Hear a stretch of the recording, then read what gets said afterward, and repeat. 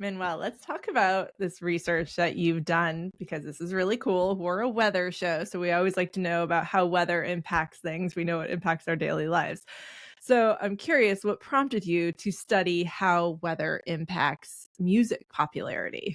So I've been now interested in music and how we develop preferences and how do we get pleasure from music for some years.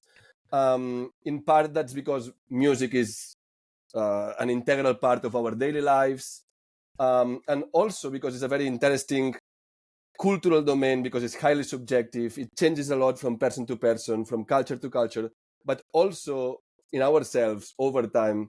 And one of the reasons why it's kind of a very complicated and challenging topic is that there are many factors that influence our preference for music. On the one hand, we have characteristics of the music itself, like the loudness, instrumentation style. We have characteristics of the listener, like your age and personality and things like that. But then we also have situational or contextual factors, like whether you're going to work, going to sleep, if you are with your best friends or on your own.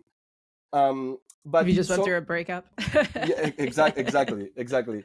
But something that has been ignored in the literature a little bit is this contextual factor, which is our environment. This very broad environmental factors such as the weather, weather conditions, or seasonal patterns.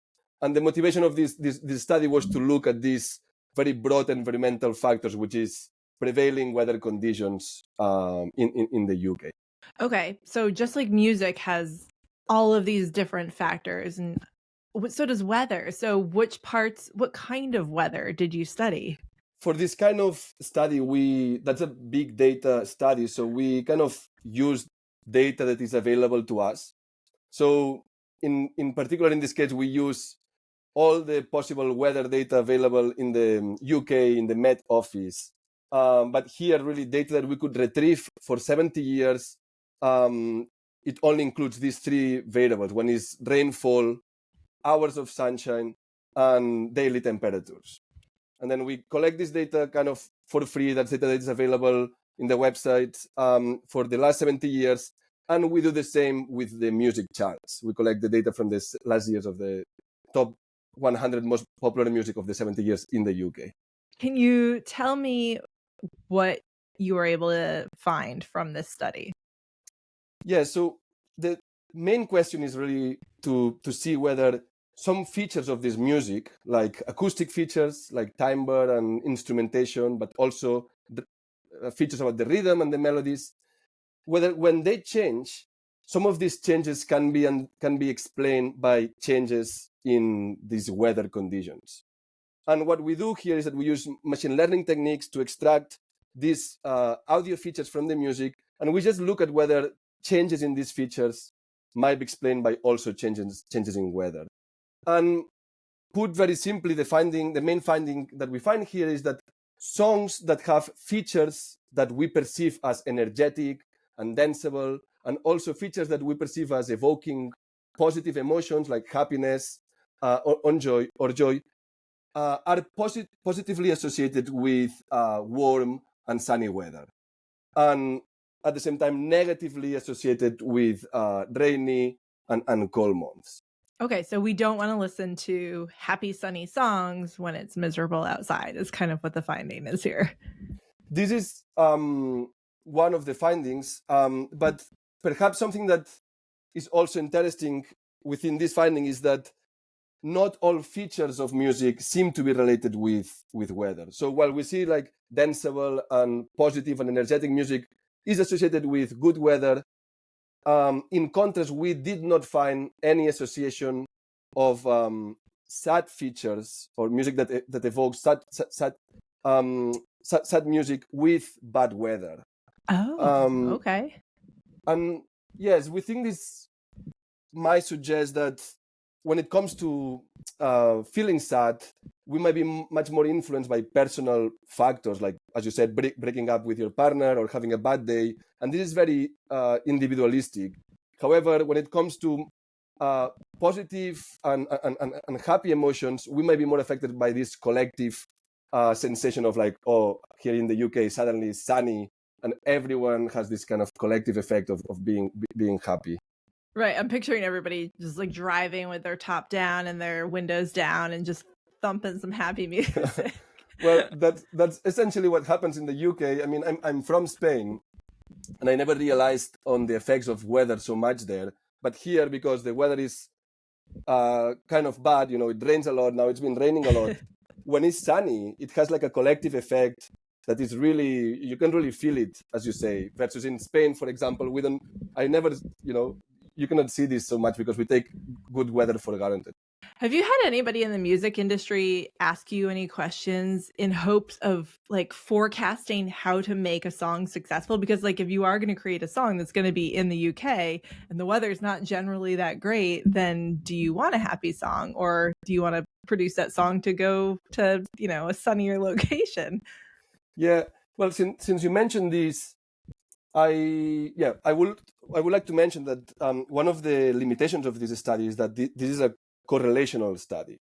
So we correlate these different variables, but we don't really know what the cause of this is. So one possibility is that people in the industry they've been knowing this for a long time. So they do put these happy songs in these particular seasons to create this effect and to maximize their potential return of their investment and things like that. And it's kind of hard to know to what extent this is all caused by gatekeepers in the industry who know and are taking advantage of this, or by consumers who choose to listen to this music when it starts, and probably this kind of a mix between these two reasons. Okay, so this isn't super surprising, I would say, but was there anything with the study that did surprise you at all? Yeah, so I think one of my favorite findings is that we find that this effect of weather and music is mediated quite strongly by the popularity of the songs. So songs that are the most popular, that they are in the top of the charts, is where we find the strongest associations with weather. Whether other songs that are less popular don't show the same strength, so they are not really that much related with weather.